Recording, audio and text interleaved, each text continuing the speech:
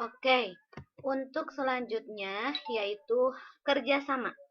Nah, kemarin sudah kita bahas kekurangan para pahlawan perjuangan kemerdekaan yang masih bersifat kerajaan atau masih bersifat kedaerahan adalah kurang kerjasama karena wilayahnya yang jauh dan alat komunikasinya yang masih kurang.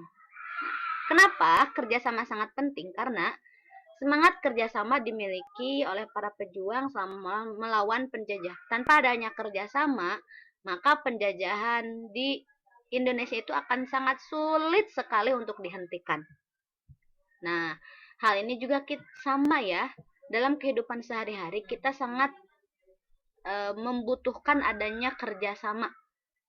Karena kita makhluk sosial yang tidak dapat hidup sendiri anak-anak ya.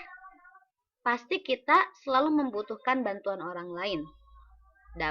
Dalam mencapai tujuan, dalam mencapai rencana, pasti dibutuhkan adanya kerjasama dari berbagai pihak. Kerjasama dengan keluarga, kerjasama dengan teman-teman, ya.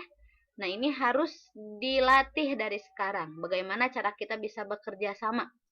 Kerjasama di sini yaitu bisa membagi-bagi tugas. Misalkan kalau di kelas sesuai kelompoknya, ada tugas masing-masing di kelompoknya itu dikerjakan sesuai dengan tugasnya. Kemudian berani menyelesaikan masalah secara bersama-sama apabila ada masalah. Kalau kalian nih berantem ibu ini, nah saling bekerja sama dalam satu kelas untuk bisa menciptakan perdamaian di kelas, bisa menciptakan perubahan yang lebih baik di kelas, saling mengingatkan dalam hal kebaikan itu adalah contoh sikap kerjasama yang baik anak-anak ya.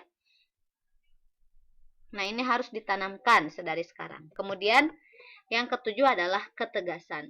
Ketegasan para pejuang terlihat dari cara mereka yang tidak ragu untuk mengusir penjajah. Para pejuang dengan tegas menolak penjajahan karena menimbulkan kesengsaraan dan ketidakadilan. Ya.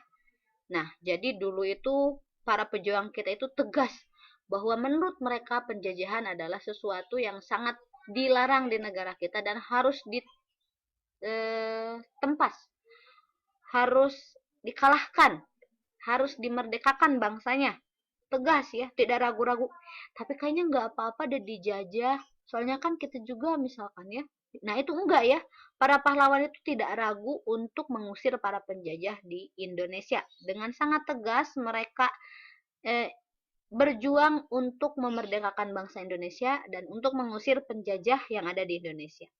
Nah kita juga sama anak-anak harus tegas. Tegas terhadap diri kita sendiri minimal ya. Misalkan, kalau misalkan aku belum menyelesaikan tugasku di sekolah, aku tidak akan bermain. Tegas, ya. Berarti kalau misalkan belum selesai tugasnya, maka dengan tegas kalian tidak mau bermain karena tugasnya belum selesai, ya. Tegasnya dalam kebaikan ya anak-anak, bukan dalam keburukan. Itu contohnya ya. Jadi ketegasan itu memang sebuah sikap yang harus dibiasakan juga, harus kita tempatkan dalam diri kita sesuai dengan tempatnya ya. Tapi jangan semena-mena ya, ketegasan itu digunakan untuk kebaikan. Ya, anak-anak. Nah, sekarang perjuangan pahlawan harus kita hargai karena tanpa perjuangan mereka kemerdekaan tidak akan pernah terwujud. Ya. Jadi, bagaimana cara menghargai jasa para pahlawan? Yaitu kita sebagai generasi penerus bangsa harus belajar dengan giat, harus bisa memiliki keinginan untuk menciptakan perubahan yang lebih baik bagi bangsa kita sedari kecil. Ya, tanamkan sikap-sikap kepahlawanan, tanamkan rasa cinta tanah air untuk bisa meneruskan perjuangan pahlawan kita sehingga perjuangan pahlawan kita itu tidak sia-sia anak-anak ya. Oke, semangat ya. Kalian pasti bisa menjadi generasi yang lebih baik, generasi yang dapat menciptakan perubahan yang lebih baik untuk bangsa kita.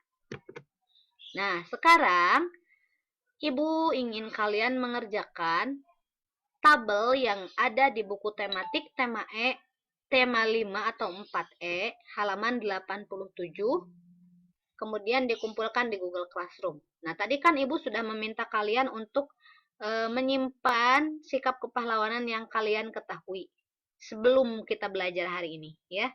dicatat di tabel yang pertama. Kemudian tabel keduanya kalian mencatat sikap kepahlawanan yang telah kalian ketahui setelah kalian belajar hari ini. Semangat anak-anak, kalian pasti bisa. Cukup sekian dari Bu Muti. Wassalamualaikum warahmatullahi wabarakatuh.